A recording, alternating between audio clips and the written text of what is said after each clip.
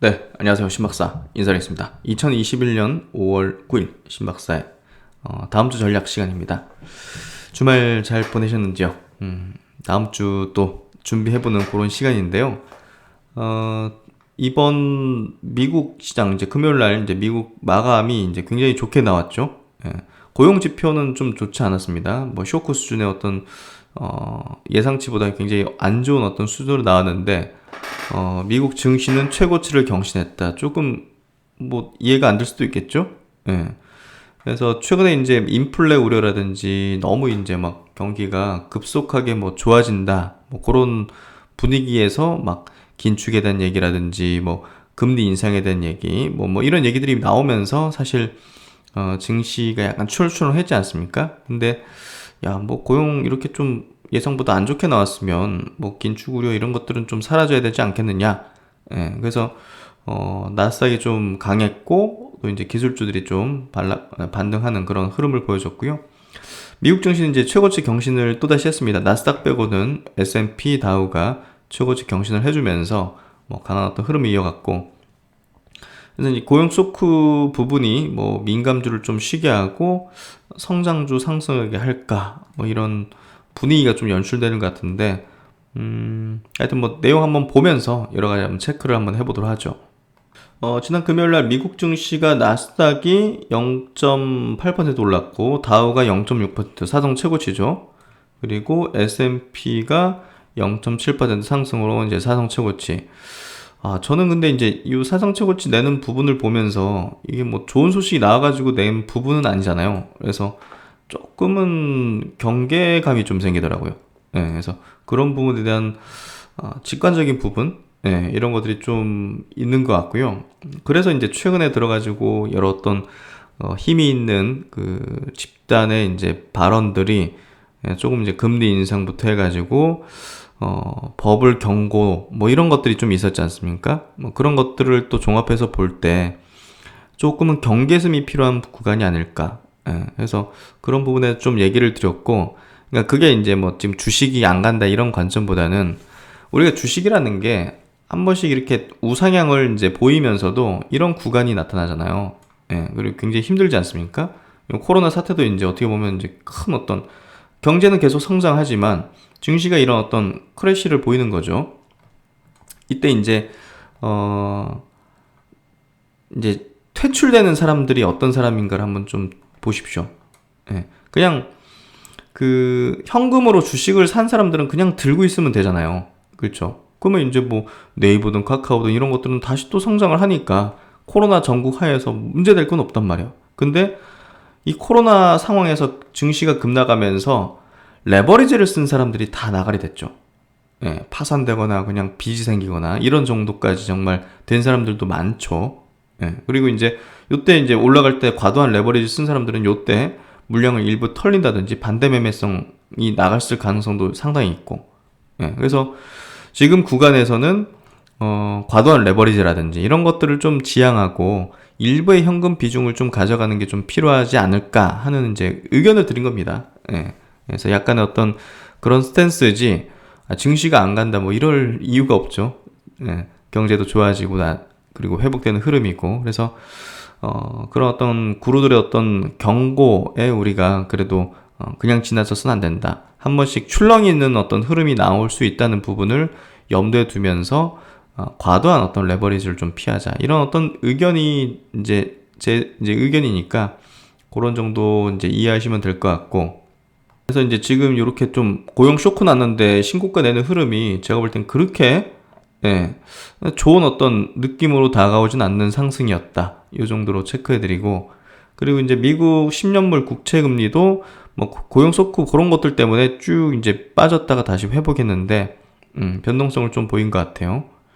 나스닥은 이제 신고가 흐름을 내지는 못했고 0.8% 상승. 예, 그래서 애플 뭐 좋은 실적 나왔고 이랬음에도 불구하고 애플이 신고가 못 냈다는 부분이 조금 걸린다 이런 얘기를 들었죠. 그래서 뭐 대만도 이제 뭐 지난 금요일 날 다시 올라왔고, 그래서 전반적으로 증시는 뭐 이제 미국 증시는 신고가 내지는 이제 좋은 흐름을 보여줬고요.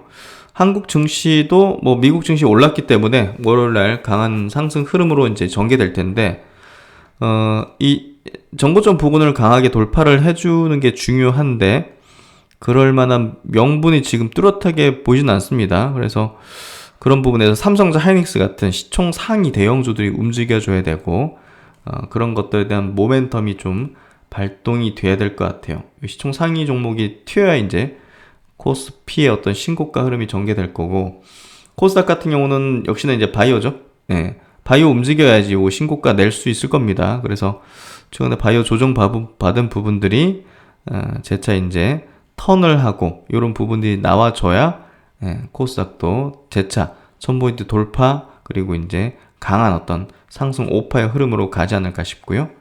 그런 부분에서 최근에 어떤 증시 흐름 자체는 뭐랄까요, 강하게 튈 만한 어떤 모멘텀이 약간은 좀 부재해 보인다. 이 정도로 코멘트 할 수 있을 것 같아요. 그래서 이제 대신증권에서 나온 리포트를 한번 좀 보도록 하죠. 고용 쇼크, 4월달 미국 고용 쇼크, 수요보다는 공급 요인이 더 크다. 그래서 그렇게 이제 미국 경제 회복의 추세를 의심할 필요는 없는 부분이다. 이렇게 좀 의견을 내는 거예요. 그래서 대신증권은 계속적으로 이제 강한 어떤 불마켓장에 대한 어떤 의견을 계속 유지를 하고 있고, 미국 4월 비농업부문 신규 고용 예상치가 밑돌았다. 실업률은 6.1%로 상승이다. 그래서 지금 이제 코로나 상황이 전국 자체가 완전히 회복되거나 하지 못했기 때문에 지표 자체도 약간은 좀 불규칙한 그런 부분들이 좀 있는 것 같아요. 미국 월간 고용이 예상치를 하회하면서 빠른 회복 기대에 제동이 걸렸다. 그러나 이번 부진은 기업들의 고용 확대 노력에도 불구하고 인력 수급이 원활하지 않은 결과를 반영했을 가능성이 커 미국 경제 회복 추세를 의심하는 것은 바람직하지 않아 보인다. 다만 향후에는 각종 경제 지표들이 여전히 코로나19 영향권 하에 상당한 기간에 걸쳐 불규칙한 흐름을 나타낼 수 있다는 사실은 주지할 필요가 있다고 하겠다. 7일 미국 노동부가 집계 발표한 4월 비농업 부문 일자리는 26만 건 늘어서 4개월 연속 증가세를 이어갔다. 그러나 월가의 예상치인 100만 건 증가를 크게 하회했고 실업률은 6.1%로 상승했다. 반면 노동시장 참가율은 61%로 전월보다 상승을 했고 고용률도 전월보다 소폭 상승하면서 추세는 계속 좋은 어떤 흐름으로 되고 있는데 예상보다 이제 하회했다는 거를 얘기하는 거죠. 그래서 월가 예상치라는 게 증시에서 바라볼 때 경제가 이렇게 빠르게 회복되고 있는데 이런 식으로 예상을 해가지고 주가가 올라왔는데 월가 예상에 따라서 경기 회복이 이렇게 빠르게 되고 있다고 예상해가지고 증시가 올라왔는데 뚜껑 따보니까 이 정도야. 그러니까 야, 증시 너무 과도하게 최근에 올라온 거 아니야? 그리고 금리 인상에 대한 우려가 있다고 막 그랬던 게 그렇게까지 할 필요가 있겠어? 요 정도의 어떤 임팩트였다는 거죠. 고용 지표 나온 게. 그래서 정도 증시가 조금 속도 조절을 할 수 있는 거죠. 야, 경기 이렇게 빠르게 좋아지니까 증시도 이 정도는 이렇게 올라야 되는 거 아니겠어? 했던 게 이 정도 이렇게 지표가 나왔기 때문에 증시도 이렇게까지 올라가기보다는 느슨하게 가도 되지 않겠느냐. 이런 식으로 조금 이제 증시가 받아들일 가능성이 있다는 거죠. 그래서 그런 정도의 어떤 이번 지표 발표였다 보시면 될 것 같고, 임금이 예상보다 빠르게 상승, 수요보다는 공급 요인에 따른 고용 부진이다. 미국의 4월 고용 지표가 발표되기 이전 금융시장의 예상은 최근 가파르게 반등 중인 소매 판매, 소비 이제 동향이었죠. 감안할 때 고용 역시 빠르게 개선된다는 것이었다. 하지만 뚜껑을 열어본 결과 고용은 예상보다 부진했고 전월 고용 역시 하향 조정이 됐다. 그러나 이제 노동시장 참가율, 고용률이 종전보다는 개선됨에 따라서 신규 고용 부진이나 실업률 상승에도 고용 자체가 악화되는 상황은 아니라는 것을 확인할 수 있다. 또한 이제 시간당 임금 상승률이 전월 대비 0.7% 증가하면서 전월과 동일할 것으로 예상했던 월가 컨센서스보다 큰 폭으로 상승한 것은 이번 고용 부진이 수요 측 요인보다는 공급 측의 요인에 기인한다는 것을 뒷받침한다. 그래서 그만큼 이제 코로나 상황에서 적극적으로 이제 막 일자리 찾고 이런 부분이 쉽지는 않았던 거죠.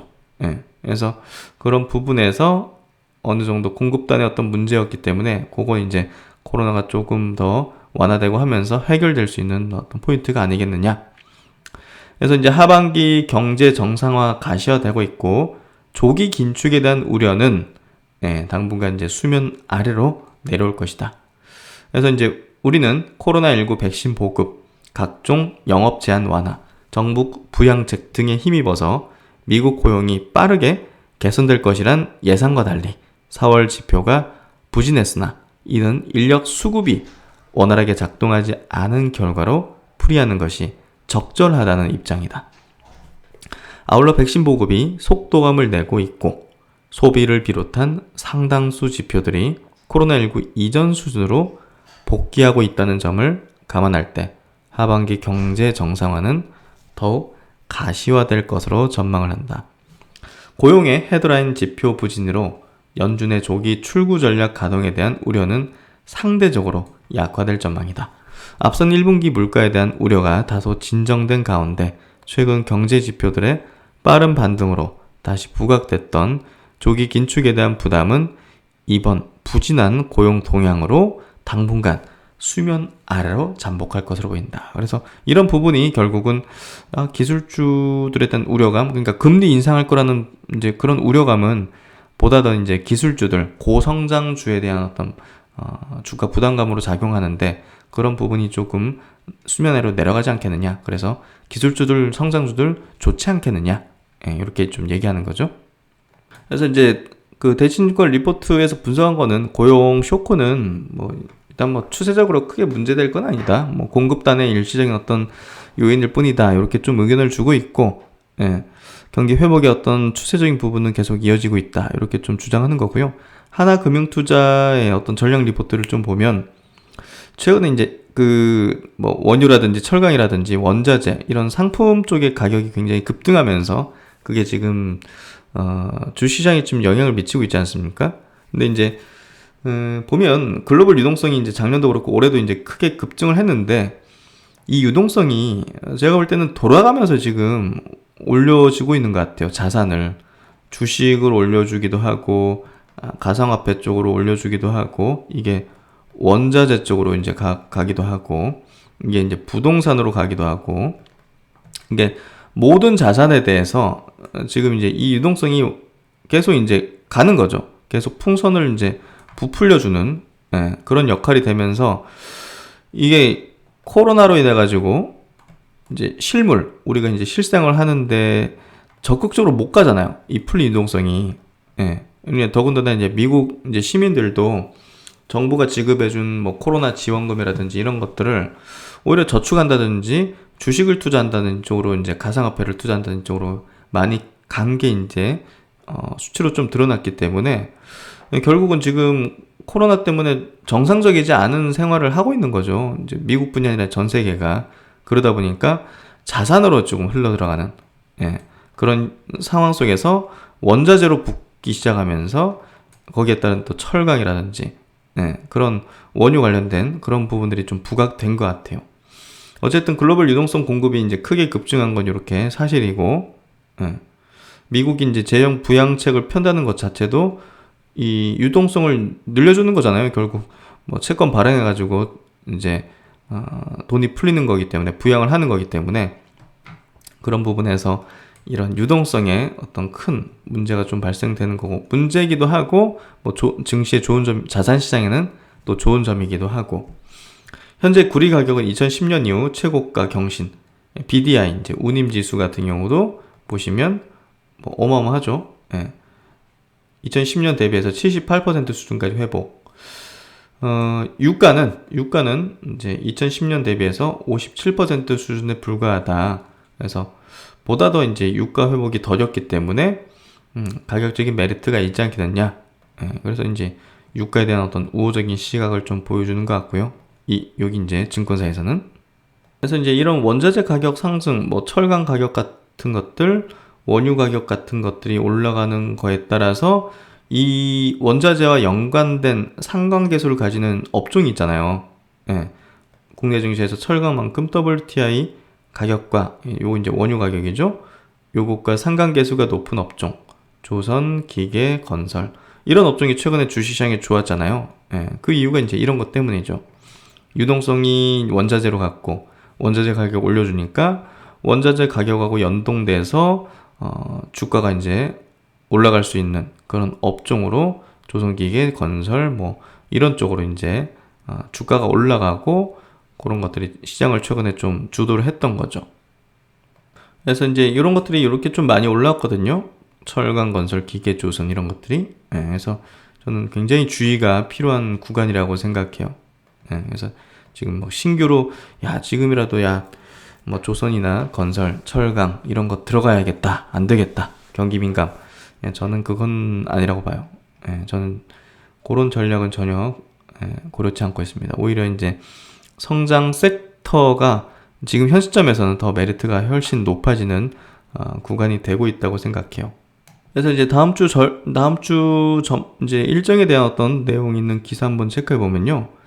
다음 주는 이제 1분기 실적 발표가 어느 정도 좀 일단락되는 그런 이제 주간이 되거든요. 그래서 어느 정도 실적 모멘텀에 대한 어떤 소멸 그런 구간이라고 좀 이해하시면 될 것 같고 5월 10일부터 미국 상무부 자동차 업체 반도체 때문에 이제 뭐 회담하는 건데요. 그 내용이 있을 거고 MSCI 이제 반기 리뷰 정도 뭐 실적이 일단락되는 부분이 중요한 다음 주 일정일 걸로 보면 될 것 같고요. 근데 기사 내용 한번 좀 보죠. 이번 주 코스피는 실적 전망 상향에 따른 밸류에이션 부담 완화가 예상되지만 인플레이션 압력 상승에 따른 테이퍼링 우려가 영향을 미칠 것으로 예상된다. 전문가들은 이번 주 코스피 예상 밴드를 3,100, 3,200선으로 예상했다. 일단 이번 1분기 실적이 서프라이즈 실적 나온 기업들이 많기 때문에 2분기, 3분기에 대한 실적 전망을 좋게 하는 쪽이 상당히 많을 겁니다. 그런 부분들은 컨센을 높이는 거기 때문에 뭐 좋은 어떤 영향을 미칠 걸로 생각이 되고요. 전체 68% 기업이 예상치를 상회했다. 컨센을 상회했다. 그래서 상당히 좋게 나온 실적이고 뭐 2, 4분기 실적 전망도 뭐 양호한 편이다. 2, 4분기 영업이익 컨센서스는 3월 말 대비해서 7.8% 상향 조정이 됐다. 상향폭이 큰 업종은 조선, 디스플레이, 에너지, 철강, 화학 경기 민감 섹터의 어떤 종목군들이 실적 상향치가 훨씬 높다 보니까 성장주보다 이제 주가가 상대적인 강세를 보인 거죠. 그래서 성장주들이 성장을 멈추거나 그런 건 아니기 때문에 투자 전략을 바꿀 필요가 전혀 없습니다. 저는 그렇게 생각하고요. 이런 것들이 이제 어느 정도 좀 둔화되는 국면에서 다시 이제 성장주가 또 시장의 주도권을 쥐는 흐름이 될 걸로 생각합니다. 최근에 이제 뭐 이런 것들이 더 또 철강, 화학 뭐 이런 것들이 튈 수 있었던 이유도 원자재 가격 상승 때문이었을 거고요.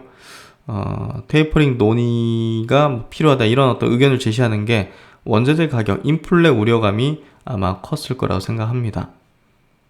그리고 이제 이 부분은 다음 주 챙겨볼 포인트인 것 같은데 자동차용 반도체 공급 부족 이슈와 관련해서 미국 상무부와 미국 자동차 제조업체 고위급 회담도 이번 주 예정돼 있다. 지나 레이몬드 미국 상무부 장관은 지난 5일 간담회에서 TSMC를 비롯한 대만 반도체 기업들이 공급 부족 완화를 위해 미국 자동차 회사들의 요구를 우선적으로 고려해야 한다고 언급을 했다. 그래서 이런 부분들이 다음 주에 있을 조금 중요한 포인트 같아요. 그리고 이제 한 가지 좀 체크해 볼 포인트가 6월 달에 이제 그 코스피 200, 그리고 이제 코스피 200 그리고 코스닥 150 종목 이제 변경이 있거든요. 어떤 종목은 빠져나가고 어떤 종목은 들어오고 하면서 수급상 변화 때문에 해당 관련된 종목의 주가도 조금 빠지거나 올라갈 수 있는 그런 이제 여력이 있는데 당연히 이제 요 코스피 200에 편입 예상되는 종목은 수급이 좀 좋을 수 있겠죠. 지금 이제 NAT 투자증권에서 예상하는 게 효성 TNC, 효성 첨단 소재, 최근에 효성이 많이 올라오면서 관련 주들이 좀 이렇게 편입 대상이 될 수 있다.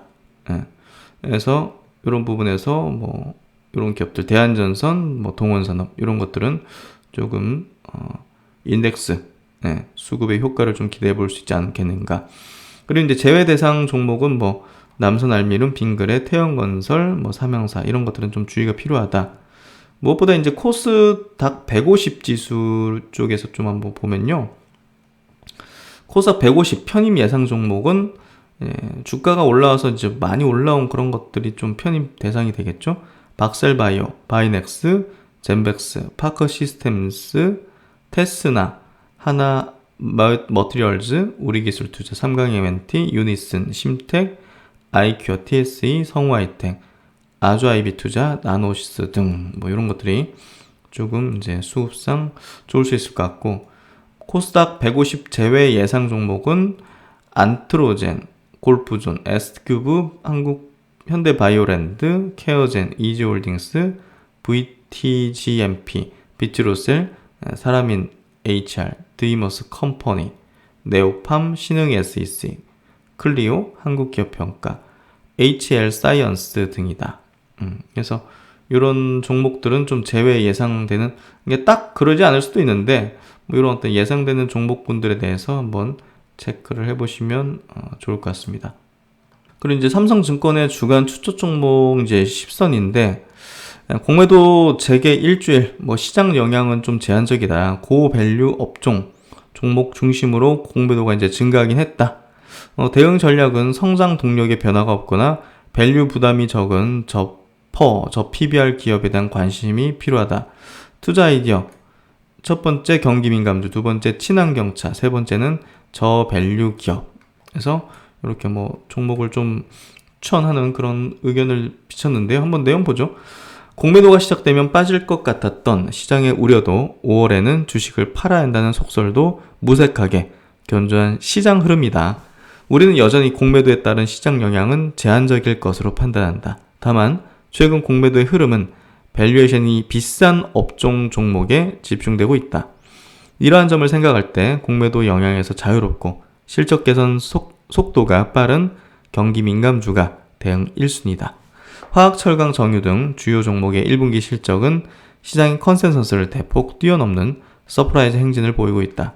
경기 회복으로 수요는 빠르게 증가하고 있는데 코로나19에 따른 투자 지원과 친환경 정책으로 공급의 증가는 제한적이기 때문이다. 최근 미국 정부는 바이 아메리칸 정책을 통해 자국에서 생산된 부품 제품에 대한 조달을 강화하고 있다. 우리나라의 반도체와 배터리, 자동차 전장 기업들의 투자 모멘텀과 수혜를 기대해 볼 수 있겠다. 기아, SK이노베이션, LG전자가 친환경차의 대표적인 기업들이다. 주가는 결국 기업의 미래 이익에 대한 성장성을 따라간다. 따라서 성장에 문제가 없는 기업에 투자를 했다면 공매도에 겁낼 필요는 없다.